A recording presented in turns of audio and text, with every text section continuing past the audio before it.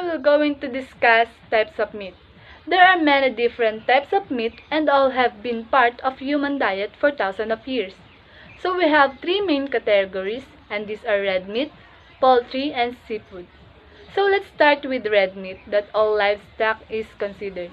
These include pork, beef, lamb, etc. So first is pork.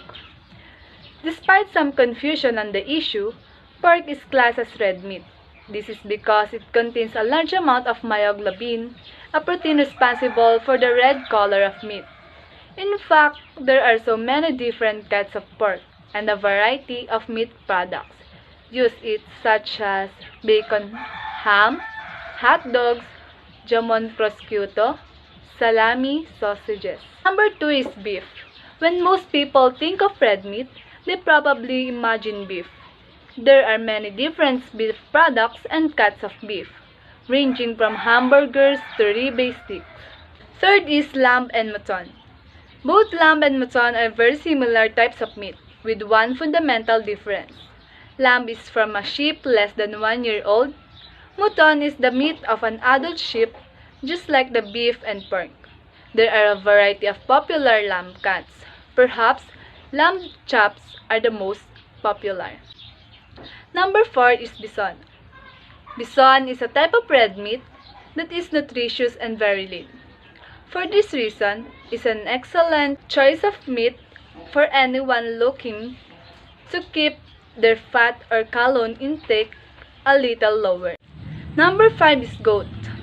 A slightly though muscular composition makes goat a popular addition to stews and braised, where a low and slow cooking technique can best break down the fats and infuse the meat with flavor. Generally speaking, meat offers excellent nutritional value and provides a good range of essential nutrients. And let's proceed in poultry category, commonly referred to as white meat. Poultry includes chicken and turkey. So number 1 is chicken. Alongside beef and pork, chicken is one of the big three popularity-wise. However, chicken is a different classification of meat and comes under the poultry category. People commonly refer to poultry as white meat, as one of the most popular foods in the world. There are all sorts of chicken-based food. These range from fried and roasted chicken to chicken soup and even chicken popcorn. Number 2 is turkey. Turkey is another type of white meat, probably best known for its appearance at the Christmas table.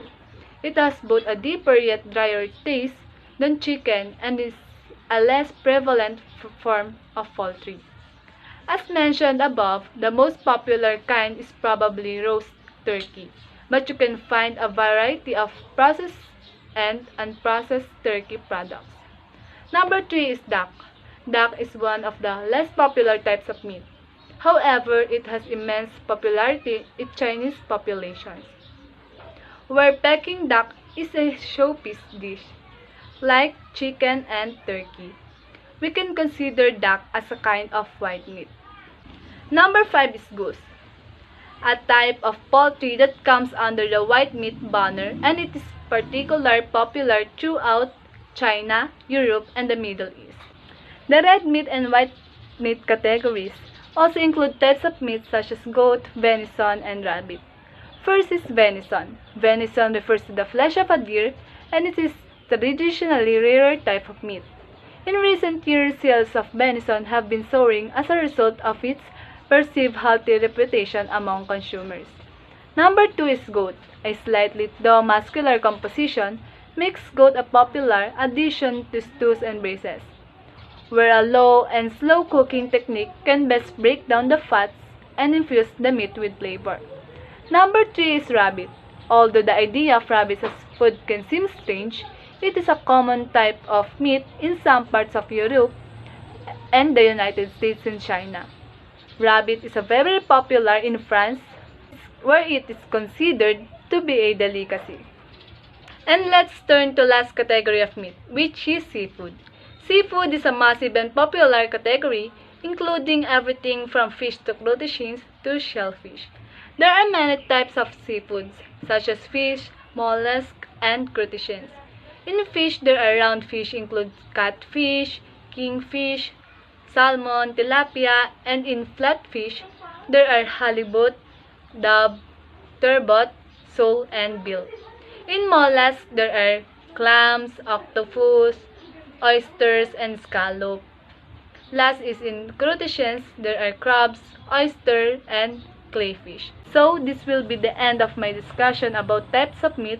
Let's proceed with types of poultry, which will be discussed by Miss Noki.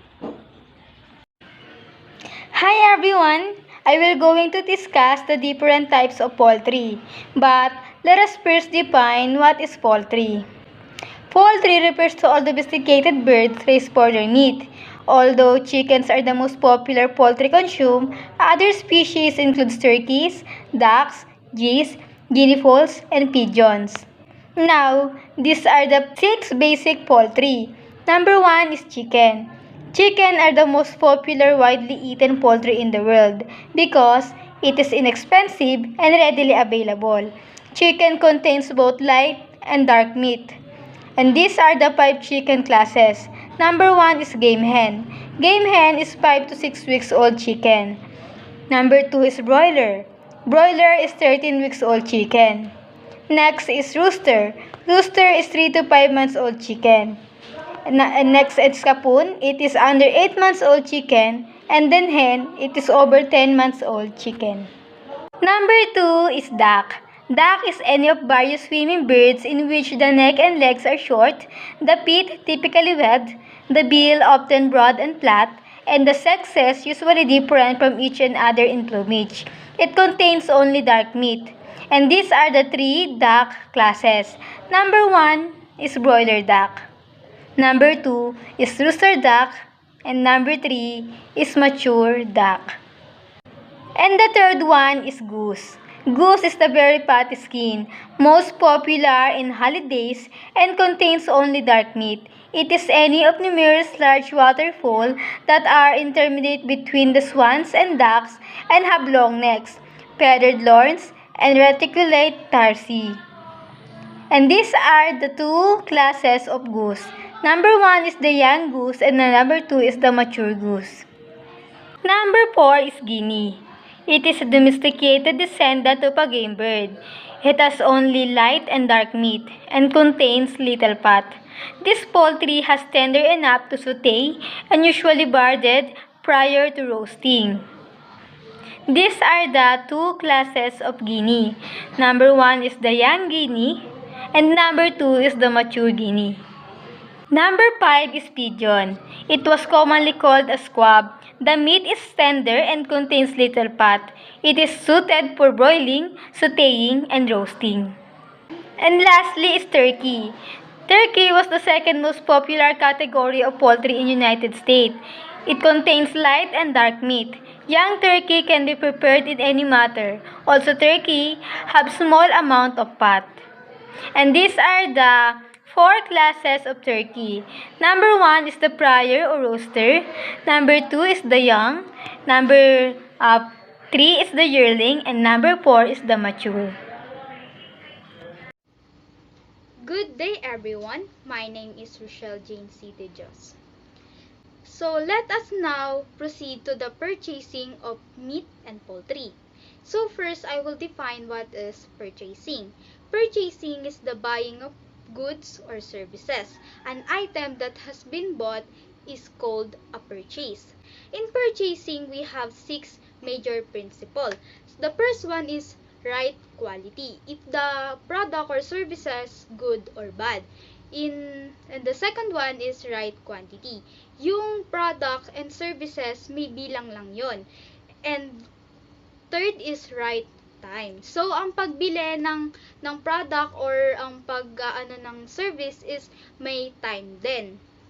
Right source. So, sa source, kailangan natin ng source. Kasi, kapag wala tayong source, hindi natin alam if yung nabili ba natin na product is good ba siya or bad. Kaya kailangan natin na malaman yung mga opinion ng iba and sa right price. So, sa right price naman, kailangan yung bibilin natin na na product is tama lang yung presyo niya. Kasi syempre, hindi naman natin, kailangan natin mag-survey. Kasi sa pagbili, iba-iba yung presyo niyan. Merong may mataas, merong may mas mababa.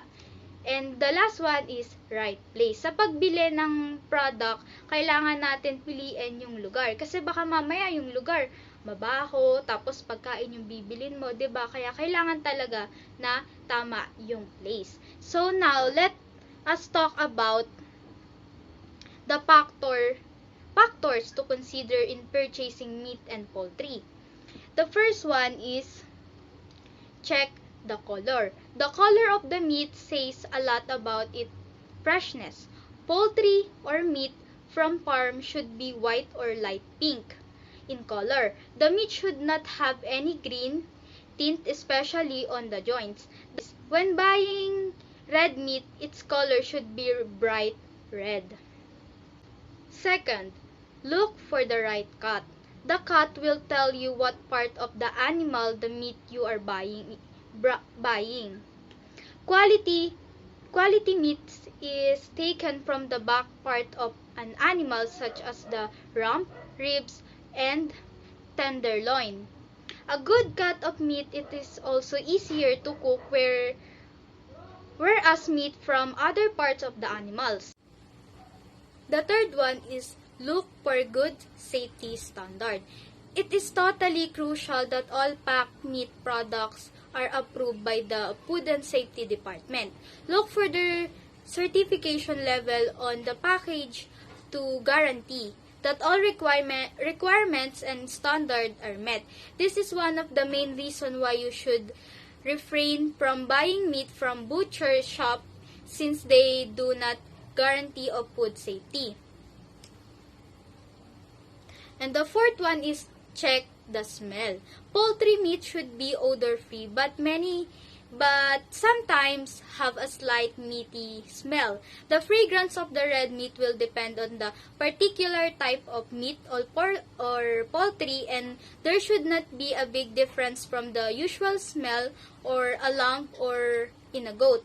Ensure that the meat you are buying has no foul odor. The last one is check the firmness. Any type of fresh meat should neither too soft or too tough. Check it by packaging. A good meat should slightly be pressed, then bounce back to its original shape. Meat that cannot be poached or does not return its original shape means it has been stored in the shelf for too long. And that's it. Thank you. Good day everyone, I'm Jessa D. Simbulan, and this video I'm going to discuss the composition, structure, and nutritional value of meats and poultry. We're going to highlight 5 composition and structure of meat. First, we have the muscle. How the muscle are put together affect the quality and cooking characteristic of the cut of meats. Muscles that are useless by the animal will be more tender cuts of meat, such as the sirloin, the rib, or the T-bone.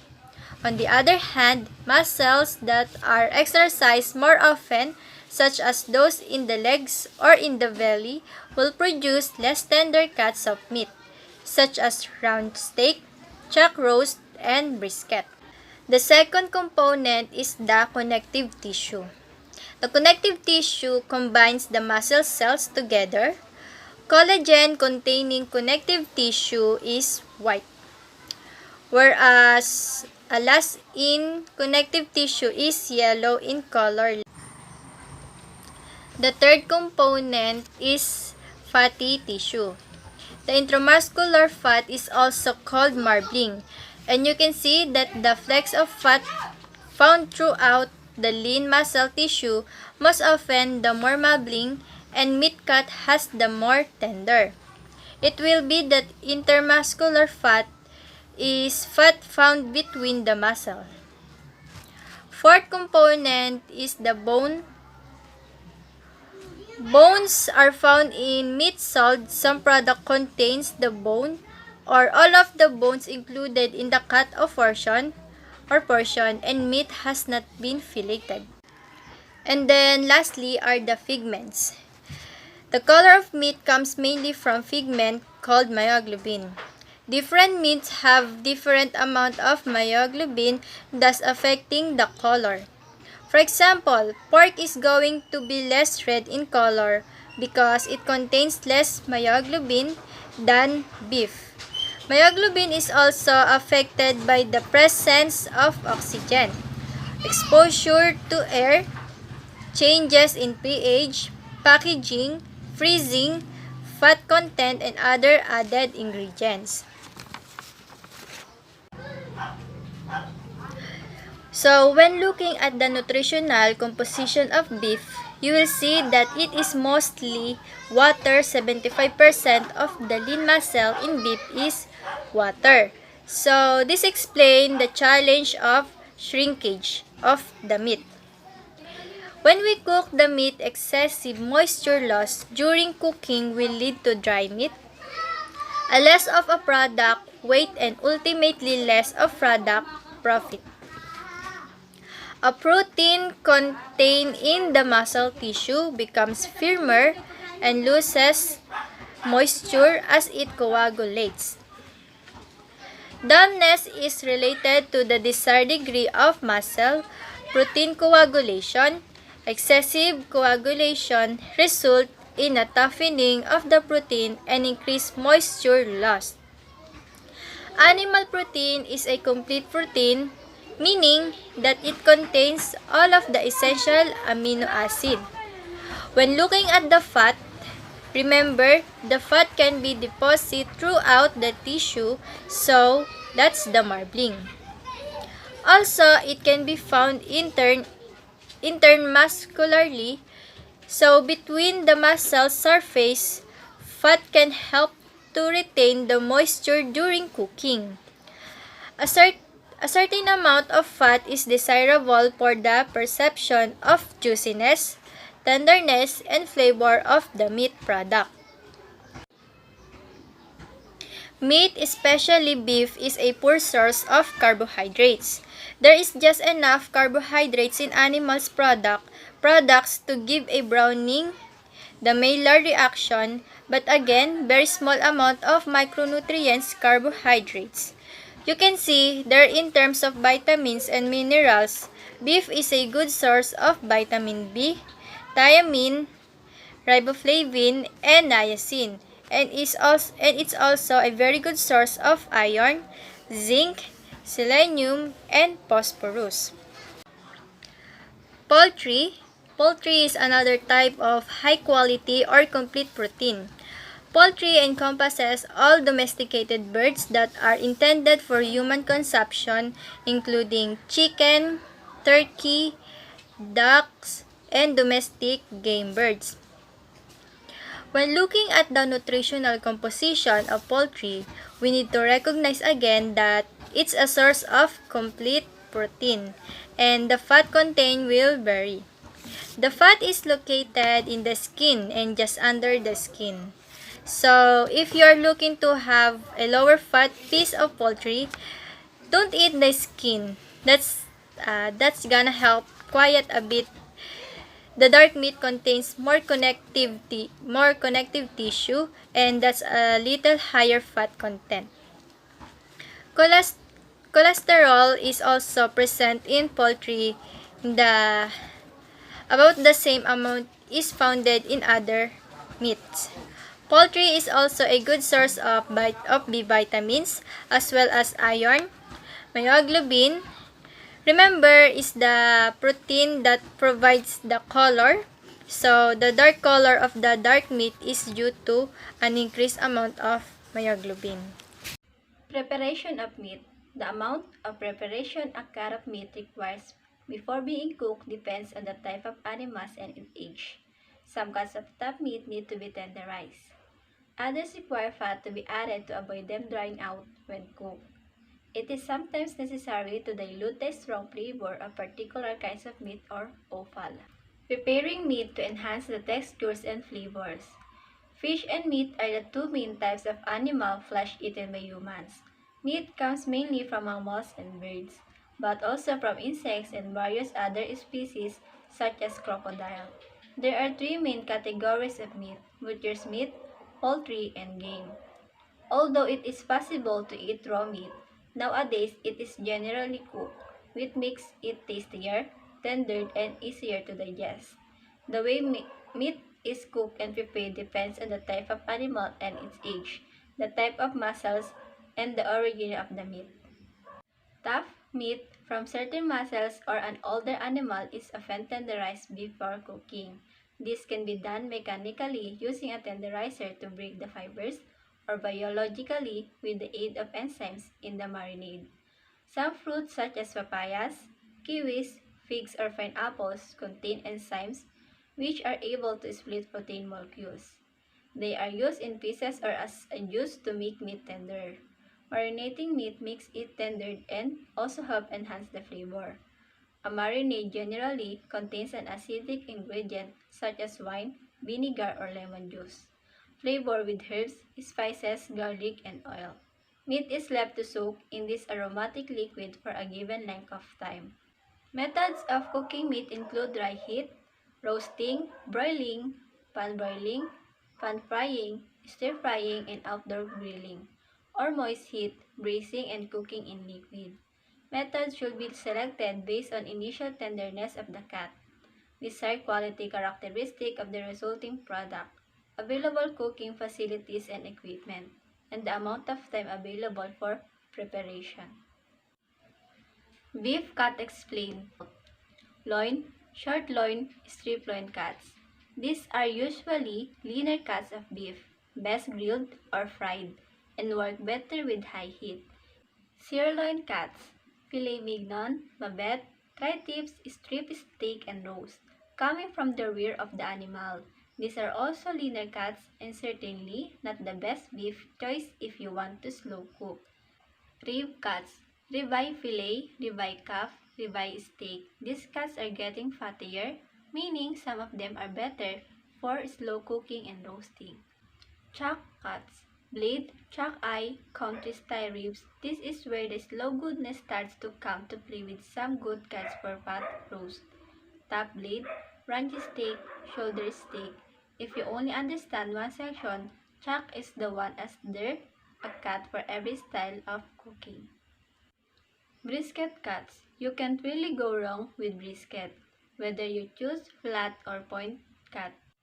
Round cuts. Coming from the back legs of the cow, this is a part of the animal that usually provides leaner cuts of beef, so you need to know your business at this end. Plate and flank cuts. Skirt, flank, short ribs. Only the short ribs should be slow cooked over here. The flank and skirt steak will do you best grilled or fried. Other cuts. Beef cuts come in all shapes, sizes, textures, and taste. Other covers anything that does not fall into the rest of the fain families. You have stewing steak, burgers, corned beef, mince, and ground beef in this category. Chunks, which come from the legs of the cow, are probably one of the most interesting beef cuts and perfect for slow cooking. The key to understanding the different cuts of meat is to understand where in the animal a certain piece of meat comes from. Meat is muscles and different muscles do different things in the body. One of the most important principles of understanding meat is that muscles that work more in the animal are tougher than those that are useless. In general, the parts of animal that work the most are the shoulder, neck, and legs. Good day everyone, I'm Joanna Maripolito from BTLED 1D. I'm here to discuss the preparation and the different cuts of poultry. Preparation of poultry.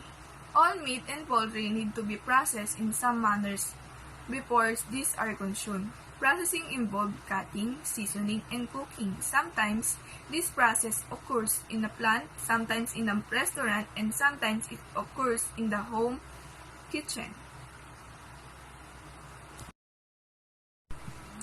Buying poultry. Look for, first, meaty birds with well-distributed fat and blemish-free skin. Second, frozen birds that are solidly frozen. Third, clean intact packaging. Be aware of dirty torn wrapper and freezer bird.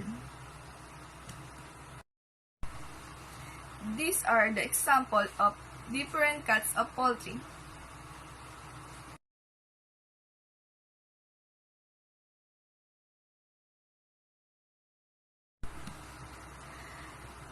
These are the different cuts of poultry. Whole chicken. Whole chicken are marketed either fresh or frozen. Halves. The birds split from front to back through the backbone and killed to produce two halves of approximately equal weight. Breast quarters. Halves may be further cut into, which includes the wing. A breast quarter, including portions of the back, is all white meat. Split breast. A breast quarter with the wing removed. Split breast without back. A breast quarter with a wing back portion removed. Boneless, skinless breast. Split breast that has been skinned and deboned. 8-piece cut. The whole bird is cut into 2 breast halves with ribs and back portion, 2 wings, 2 thighs with back portion, and 2 drumsticks. The parts may be packaged together and labeled as a whole cut-up chicken. These are usually sold without giblets. Whole chicken wings. The whole chicken wing is an all-white meat portion composed of 3 sections: the trummet, midsection, and tip. Wing drummets. The first section between the shoulder and the elbow. Wing midsection with tip. The flat-centered section and the flipper wing tip. Wing midsection. The section between the elbow and the tip, sometimes called the wing flat or mid joint. Whole chicken leg. The whole chicken leg is the drumstick type combination. The whole leg differ from the leg quarter and does not contain a portion of the back. Boneless skin leg. Whole chicken leg with skin and bone removed. Thigh. The thigh is a portion of the leg above the knee joint. Boneless knee, skinless thigh. Thigh with skin and bone removed. Drumsticks. Drumsticks include the lower portion of the leg quarter, the portion between the knee joint and the hock. Giblets includes heart, liver, and neck. And that's the different cuts of poultry.